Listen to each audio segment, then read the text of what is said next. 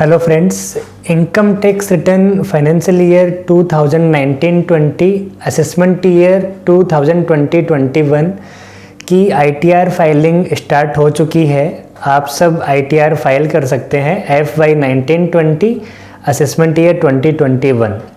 Friends, total 7 ITR forms हैं। जब भी आप आईटीआर यानी कि इनकम टैक्स रिटर्न फाइल करेंगे, आपको 7 आईटीआर फॉर्म्स में से चूज करना पड़ेगा कि कौन सा आईटीआर फॉर्म आप पे एप्लीकेबल है। मैं ब्रीफ में एक बार सारे आईटीआर फॉर्म्स आपको बता देता हूँ। आईटीआर फॉर्म 1 है यदि आपकी सैलरी इनकम है या फिर आपकी इनकम फ्रॉम हाउस प्रॉपर्टी, एक घर से आपकी इनकम है, या फिर आपकी इनकम फ्रॉम अदर सोर्सेज यानी कि इंटरेस्ट इनकम, कमीशन इनकम, ऐसे कुछ है तो आप आईटीआर 1 फाइल कर सकते हैं। यदि आपकी टोटल इनकम 50 लाख से ज़्यादा है, 50 लाख से एक्सीड कर रही है, तब आईटीआर 1 आप पे एप्लीकेबल नहीं है। इसी तरीके से यदि आपकी एग्रीकल्चर इनकम 5,000 रुपये से ज़्यादा है, या फिर आप किसी कंपनी में डायरेक्टर हैं, या आपके पास किसी अनलिस्टेड कंपनी की शेयर होल्डिंग है, उस केस में आप पे आईटीआर 1 एप्लीकेबल नहीं होगा। या आपके पास एक से ज़्यादा घर की इनकम आपको आईटीआर फॉर्म में दिखाना है, उस केस में आप पे आईटीआर 1 एप्लीकेबल नहीं होएगा। अदरवाइज आप आईटीआर 1 में अपनी इनकम टैक्स रिटर्न फाइल कर सकते हैं। करेक्ट से यदि मैं बोलूँ तो आपकी यदि salary income, income from house property only from 1 house, income from other sources की इनकम है और इनकम 50 लाख से कम है, तो आप आईटीआर 1 फाइल कर सकते हैं। आईटीआर फॉर्म 2, जो भी पर्सन्स आईटीआर 1 फाइल नहीं कर सकते वो आईटीआर 2 फाइल कर सकते हैं। आईटीआर 2 में एडिशनली यदि आपके कैपिटल गेन की इनकम है तब भी आप आईटीआर 2 फाइल कर सकते हैं। आपने शेयर्स में, एफ&ओ में कुछ ट्रांजैक्शंस किए हैं, म्यूचुअल फंड्स परचेज सेल किए हैं, तो उस केस में आपको कैपिटल गेन होता है। इस केस में आप आईटीआर 2 फाइल कर सकते हैं। आईटीआर 2 में आपकी salary income, income from house property, एक घर, 2, 3, 4, 5 जितने भी घर हो, इनकम फ्रॉम अदर सोर्सेज और इनकम फ्रॉम कैपिटल गेन, इन सारे केसेस में आप आईटीआर फाइल कर सकते हैं। आप नॉन रेसिडेंट या रेसिडेंट यानी कि आप नॉन रेसिडेंट है तब भी आप आईटीआर 2 फाइल कर सकते हैं। यदि आपको बिजनेस इनकम है उस केस में आप आईटीआर 2 फाइल नहीं कर पाएंगे। नेक्स्ट है आईटीआर 3। आईटीआर 3 यदि आपकी बिजनेस इनकम है उस केस में आपको आईटीआर 3 फाइल करनी रहती है। इंडिविजुअल, HUF दोनों ही आईटीआर 3 फाइल कर सकते हैं। Next ITR 4। आईटीआर 4 यदि आप अपनी income as per section 44AD और 44ADA यानी कि प्रिजम्पटिव टैक्सेशन के अकॉर्डिंग आप अपनी आईटीआर फाइल करते हैं। फॉर एग्जांपल, जो भी बिजनेसमैन हैं उनका ईयरली टर्नओवर 2 करोड़ से कम है, या जो भी प्रोफेशनल्स हैं उनका ईयरली ग्रॉस रिसिप्ट्स 50 लाख से कम है, तो ये लोग 44AD, 44ADA यानी कि प्रिजम्पटिव टैक्सेशन के अकॉर्डिंग आईटीआर फाइल कर सकते हैं। ये लोग आईटीआर 4 के थ्रू अपनी आईटीआर फाइल कर सकते हैं। इसमें भी यदि आपकी टोटल इनकम 50 लाख से ज़्यादा है तो आप आईटीआर 4 फाइल नहीं कर पाएंगे। नेक्स्ट आईटीआर 5 है जो कि partnership forms, LLP, body of individuals, इनके लिए एप्लीकेबल है। आईटीआर 6 जो भी कंपनीज अपनी आईटीआर फाइल करती हैं उनके लिए आईटीआर 6 एप्लीकेबल है। और आईटीआर 7 जो भी चैरिटेबल ट्रस्ट है, ऑर्गेनाइजेशंस हैं जो सेक्शन 11 और सेक्शन 12 के अकॉर्डिंग एग्जम्पशन क्लेम करते हैं, इन सारे ट्रस्ट और चैरिटेबल इंस्टीट्यूशंस पे आईटीआर 7 एप्लीकेबल होता है। तो दोस्तों, ये तो सारे आईटीआर फॉर्म्स थे कि कौन सा आईटीआर फॉर्म आप पे एप्लीकेबल है। अब बात आती है, यदि आप फाइनेंशियल ईयर 2019-20 की आईटीआर फाइल कर रहे हैं तो कुछ चेंजेज इस साल आईटीआर फॉर्म्स में हुए हैं। वो चेंजेस मैं आपको ब्रीफ में बता देता हूँ। सबसे पहला चेंज है कि नॉर्मली क्या होता है, यदि आपकी ईयरली इनकम 2.5 लाख से एक्सीड करती है तब आपको आईटीआर फाइल करना मैंडेटरी है, कंपलसरी है। बट यदि आपकी इनकम, ईयरली इनकम 2.5 लाख से कम है लेकिन आपने अपने करंट अकाउंट में during the financial year 1 crore से ज़्यादा आपने अमाउंट डिपॉजिट किया है, तो आपको ITR फाइल करना कंपलसरी है और ITR फॉर्म में आपको ये अमाउंट मेंशन करना कंपलसरी है। साथ ही यदि आपने पूरे साल भर में during the financial year electricity bill का पेमेंट 1 लाख से ज़्यादा यदि आपने किया है तो ये अमाउंट भी आपको ITR फॉर्म में डिस्क्लोज करना पड़ेगा, मेंशन करना पड़ेगा।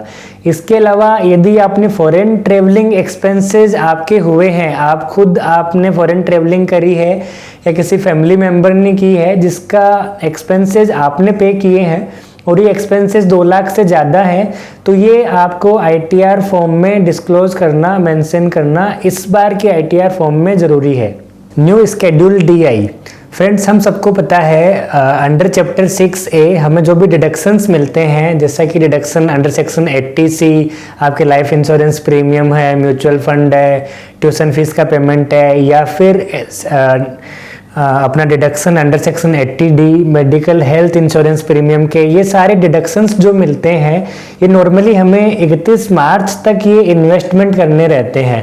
बट अभी कोविड की प्रॉब्लम के रीजन से ये टाइम पीरियड एक्सटेंड होके 31 जुलाई हो गई है, यानी कि अब 31 जुलाई तक भी यदि आपने कोई 80C, 80D या 80G का डोनेशन या और जो डिडक्शंस होते हैं NPS का पेमेंट किया है, तो उन सब का भी बेनिफिट आपने यदि 31 जुलाई तक भी पेमेंट किया है तो उनका बेनिफिट आप FY 2019-20 की ITR में क्लेम कर सकते हैं। तो इसके लिए क्या आपको ध्यान रखना है, जब आप ITR फाइल करेंगे तो ITR फॉर्म में एक अलग से आपको स्केड्यूल मिलेगा, स्केड्यूल DI। इसके अंदर जो भी आपने पेमेंट 1 अप्रैल से 31 जुलाई के बीच में किए हैं उनकी जानकारी आपको अलग से देनी रहेगी।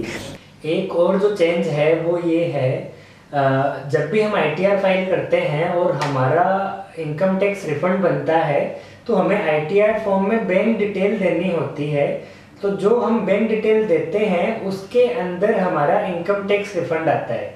एक तो इसके अंदर ध्यान रखने वाली बात यह है कि आप जो भी बैंक डिटेल्स आप ITR फॉर्म में दे रहे हैं उनको आप प्री वैलिडेट जरूर से करें। Pre validate income tax e filing website पे जाके बहुत आसान स्टेप है, वहाँ पे आप अपने बैंक अकाउंट को प्री वैलिडेट कर सकते हैं।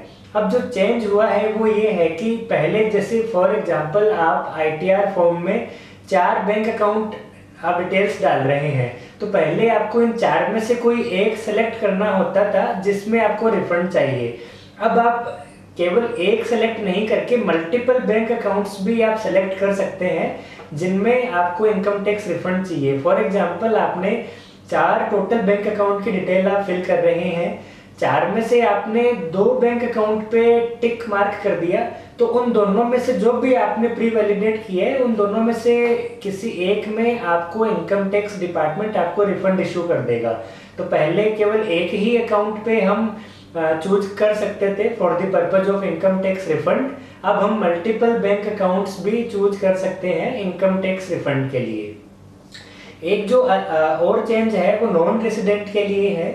नॉन रेसिडेंट पर्सन्स जो कि इंडिया में इनकम टैक्स रिटर्न फाइल कर रहे हैं और उनका यदि इनकम टैक्स का रिफंड बनता है तो अब वो यदि उनका इंडियन बैंक अकाउंट नहीं है तब भी कोई दिक्कत नहीं है, वो अपना फॉरेन बैंक अकाउंट की डिटेल अपने ITR फॉर्म में दे सकते हैं और उस अकाउंट में उनको इनकम टैक्स का रिफंड मिल जाएगा। तो नॉन रेसिडेंट अपने फॉरेन बैंक अकाउंट की डिटेल भी ITR फॉर्म में दे सकते हैं for the purpose of getting the income tax refund.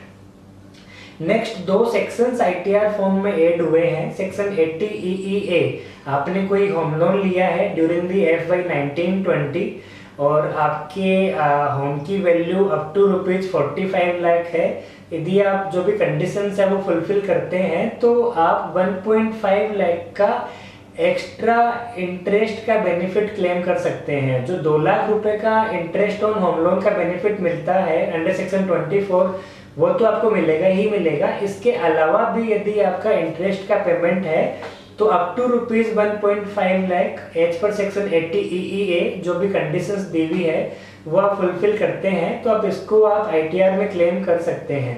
इसी तरीके से एक और सेक्शन है 80EEB, यदि आपने इलेक्ट्रिक व्हीकल परचेज किया है तो इसके भी इंटरेस्ट पेमेंट पे आपको अप टू ₹1.5 लाख का बेनिफिट मिल जाएगा। तो ये कुछ जो इम्पोर्टेंट चेंजेस थे ITR फॉर्म्स में, वो आप जब भी ITR फाइल करें इन चीज़ों का आप ज़रूर से ध्यान रखें। ITR फाइल करने की ड्यू डेट 30 नवंबर इस बार हो गई है।